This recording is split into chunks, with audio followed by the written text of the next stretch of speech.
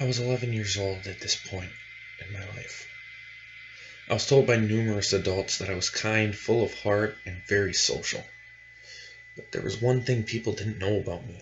And no, this isn't one of those things where I have a fetish for murder or anything and become a bloodthirsty killer. I have a fear of people crying. I I don't know what it is about crying. It just makes me feel like no matter what I do, it's not going to help the person. And it makes me feel woozy and faint. Now that I've explained myself a little, I'm going to tell you about the most terrifying thing that ever happened to me. It started on a Monday morning on January 5th. I'm quite sure. I was on my way to the bus, just a casual morning, nothing else. I was waiting at the bus stop for quite some time. Yet again, I was there about 20 minutes earlier than I should have been. I wanted time alone, that's all. But for a brief moment, just a couple of seconds, I started to hear faint crying. It was almost inaudible.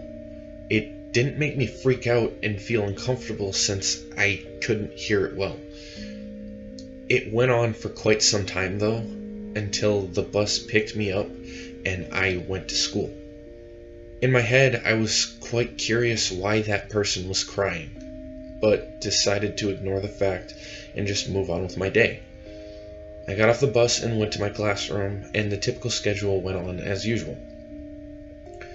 Then the crying started again. This time it was a little louder and seemed almost like two people now, but I wasn't quite sure since it still sounded faint and from a great distance. I was looking around for the noise as if it were around me, which was silly since it would have been louder if it was close to me. I gave up searching for the noise, the bell had rung, and it was time for lunch. I grabbed my Spider-Man lunchbox and headed to the gym. Now you're probably thinking that this doesn't go anywhere and the crying gets louder, so what? That's the weird thing. No, this is where things get really weird. I sat down next to my friends, we laughed and talked about games we played and what we did this weekend. I took out my sandwich from the Ziploc bag and it felt wet. But it wasn't cold, it was warm. Almost as warm as a tear flowing down your cheek. I threw the sandwich away feeling grossed out and a little creeped out. The rest of the day, nothing happened. When I got home, my mom wasn't there. I locked the door behind me, threw my bag on the floor, and rushed to my room. My friends had called my house phone and asked if I wanted to have a Nerf gun war. I said sure and hung up. I rushed to my closet and grabbed my Nerf branded gun. I checked my sight to see if I needed to clean it or anything, and inside of the reticle, instead of seeing the normal cross, there was a smiling face. I dropped the gun and saw something that dropped on the floor. It was like a cut out of a mouth that showed its teeth a little bit. It creeped me out, and I looked to see that there was stitches on the side of it. Bloody stitches. I ran out to the home phone once again and saw that it was drenched in tears. Soaking wet, I might add. I ran to the front door to see if someone had gotten inside, and no one had opened the door. It was still locked from when I had locked it earlier. I heard someone crying. Again. This time, it was multiple people, and it sounded like it was in my kitchen. I said, "Hello? Is anyone there?" All I heard were the voices of people crying, and not just all adults, kids, babies, and teenagers, you name it.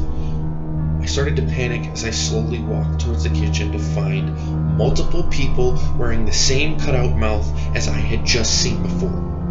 They noticed me and looked straight into my eyes. My God, were those eyes nightmarish. They had been stapled open so that the tears that had been produced only created more from the pain of not being able to close them. While crying, their skin was pale with words that had hurt them from the past. I would think saying rape, abuse, torture, and the names of lost loved ones. I felt dizzy, and I tried my best to reach for the door. I reached for my destination, unlocked it, and made my way outside. Just as I did, I fell on the ground. I couldn't move an inch more. I had just made it from the first step of the doorway, and the crying group grabbed onto my ankles, pulled me inside, stripped me of my clothes, carving words that would hurt anybody, anything. While weeping and moaning, I started to cry to myself. One of them went into the room and grabbed the fake smile and shoved it against my own. Then the only words I ever heard for the longest time were, "We always told you that you were kind, full of heart, and very special, didn't we?" Well, we influenced all of our kids to think so.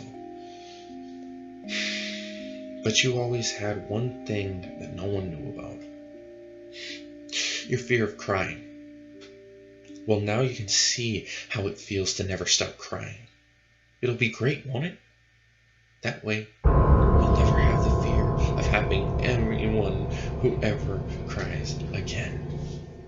Sincerely, the tearjerkers.